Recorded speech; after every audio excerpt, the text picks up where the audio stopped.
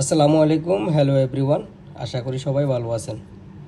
আজকের video topic হচ্ছে marriage certificate attested. আমি মিজান।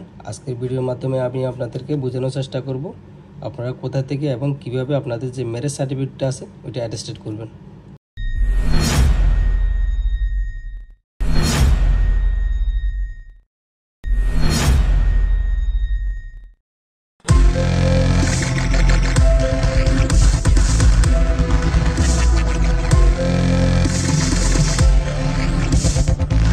এই যে এখন আমার সামনে যে একটা সার্টিফিকেট দেখতেছেন, এটা হচ্ছে একটা ম্যারেজ সার্টিফিকেট। এই যে ম্যারেজ সার্টিফিকেট, এটা জাস্ট একটা ডেমো সার্টিফিকেট, আপনাদেরকে বোঝানোর জন্য আমি এটা প্রিন্ট করে নিলাম।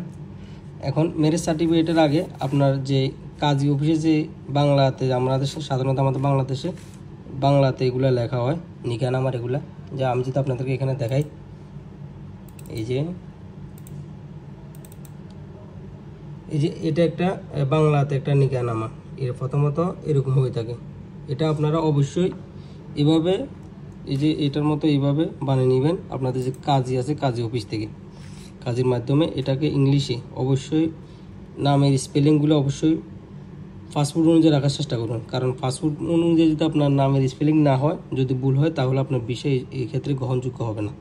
এই জন্য অবশ্যই আপনার নাম, অ্যাড্রেস, এগুলো সবগুলো সেম ফাস্টফুড অনুযায়ী রাখার চেষ্টা করবেন। অবশ্যই ফাস্টফুড অনুযায়ী হতে হবে। এখন এই নিকানামাটা হওয়ার পরে আপনাকে এই ম্যারেজ সার্টিফিকেটটা বানাতে হবে। এটাও সেম কাজী থেকে বানাতে পারবেন, কোনো সমস্যা নেই। কাজীর কাছে বললে কাজীরা এরকম একটা ম্যারেজ সার্টিফিকেট আপনাকে রেডি করে দিবে। সেম নাম অনুযায়ী হতে হবে, সব কিছু যাতে সেম হয়। এরপরে আপনারা করবেন কি, আপনাদের যে ম্যারেজ সার্টিফিকেট, এটা অবশ্যই এই যে আপনাদের যে কাজী আছে কাজী অফিস, কাজীর থেকে অবশ্যই এই যে এই স্ট্যাম্পটা এখানে এতটা ক্লিয়ার না, এই স্ট্যাম্পটা মারে নেবেন।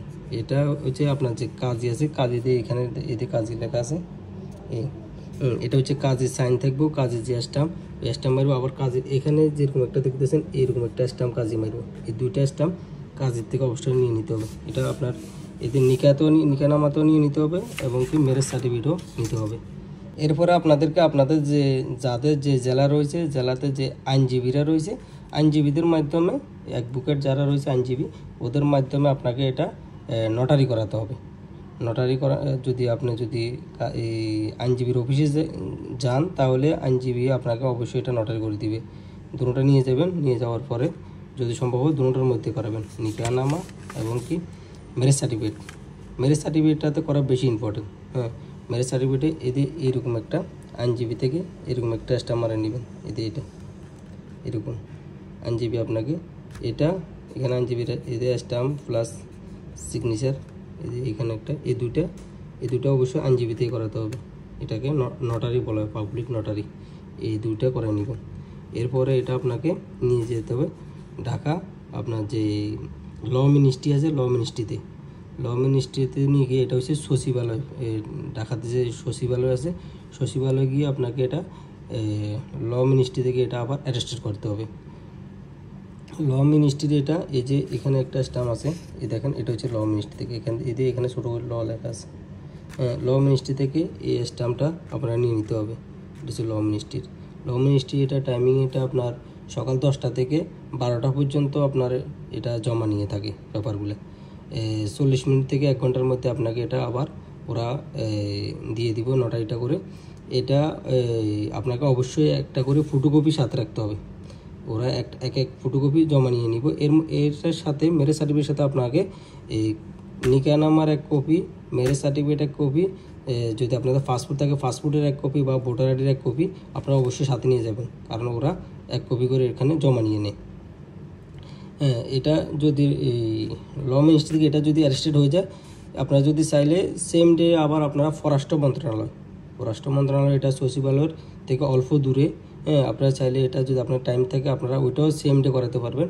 এটা আপনাদের করাতে হবে পররাষ্ট্র মন্ত্রণালয় থেকে। পররাষ্ট্র মন্ত্রণালয় যদি স্ট্যাম্প আমি আপনাদেরকে দেখাই, এটা হচ্ছে পররাষ্ট্র মন্ত্রণালয়, এটা এবং এই দুটা পররাষ্ট্র মন্ত্রণালয় থেকে আপনাদেরকে অ্যারেস্টেড করে দেবে, এই দুইটা।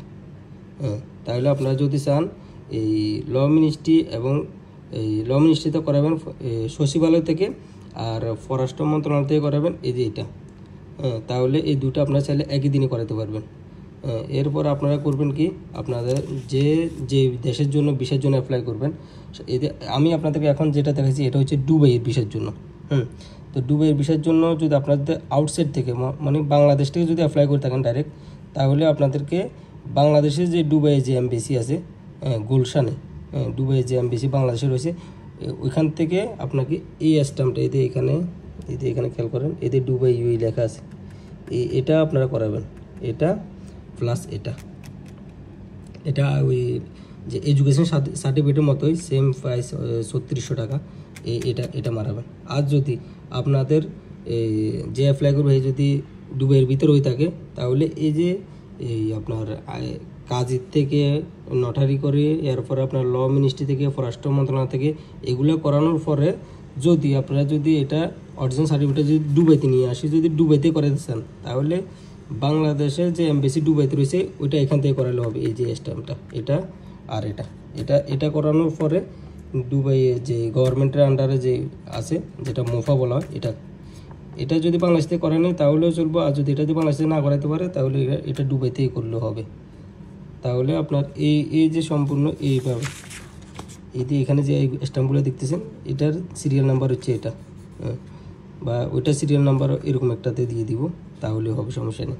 তাহলে আপনার এই যে নিকানামা এবং কি আপনার ম্যারেজ সার্টিফিকেট দুটোটাতে এগুলো থাকবে। যখন ভিসার জন্য অ্যাপ্লাই করবো তখন এই মাত্র এটা দিলে হবে। আর অনেকে যদি এরা যদি এখানে মারি দেয়, তাও কোনো সমস্যা নেই। তাহলে দুটো একসাথে স্ক্যান করে যখন ভিসার জন্য সাবমিট করব, তাহলে ভিসা হয়ে যাবে, এটার জন্য আর কোনো সমস্যা নেই। আশা করি আপনারা বুঝতে পারছেন। এই যে স্ট্যাম্পগুলো অবশ্যই আপনারা খেয়াল রাখবেন, এই যে কয়টা আছে। আমি যদি আপনাদেরকে আরেকবার যদি রিপিট করি, কোথায় কোথায় দিয়ে করবেন। প্রথমত হচ্ছে আপনাদের যে কাজী আছে, কাজের থেকে এটা স্ট্যাম্প নিয়ে, কাজের এই দুটো কাজের থেকে নিয়ে নেবেন। এরপরে আপনাদেরকে করবেন কি, আপনাদের যে আইনজীবী আছে, আইনজীবী যে নটারি, যেটা নটারিটা করে নেবেন। নটারি হচ্ছে দেখি এটা আর এটা হচ্ছে নটারি, এই দুটো হচ্ছে নটারি। এরপরে করবেন কি, আপনার ল মিনিস্ট্রি থেকে, এই যে এটা ল মিনিস্ট্রি থেকে, এটা ল মিনিস্ট্রি করবেন। এরপরে হচ্ছে এই পররাষ্ট্র মন্ত্রণালয় থেকে এটা এবং এটা, যেখানে বাংলাদেশের এটা মানচিত্র দিয়ে আছে, এই দুটা ল মিনিস্ট্রি দিয়ে করাবেন। এখন আবার নতুন করে আরও একটা আছে স্টিকারের মতো, এটা দিলেও হয়। এটা না দিয়ে যদি স্টিকারের মতো একটা আছে বারকোডওয়ালা, ওইটা দিলেও হয়, সমস্যা নেই। এই দুটা করাবেন। এরপরে যার যে দেশের জন্য অ্যাপ্লাই করবেন, ওই দেশের এমবেসি তো অবশ্যই বাংলাদেশে আছে, ওইখান থেকে ওই দেশের এমবেসির যে এই ধরনের যে স্ট্যাম্পগুলো আছে, এটা এবং এগুলো করা নেবেন অবশ্যই। তাহলে আপনার এই সার্টিফিকেটটা ভিসার জন্য, আউটসাইড যে কোনো দেশের ভিসার জন্য 100% ওকে। আশা করি আপনারা বুঝতে পারছেন। যদি ভিডিওটা ভালো লাগে অবশ্যই লাইক, কমেন্ট, শেয়ার করবেন। সবাই ভালো থাকবেন। আসসালামু আলাইকুম।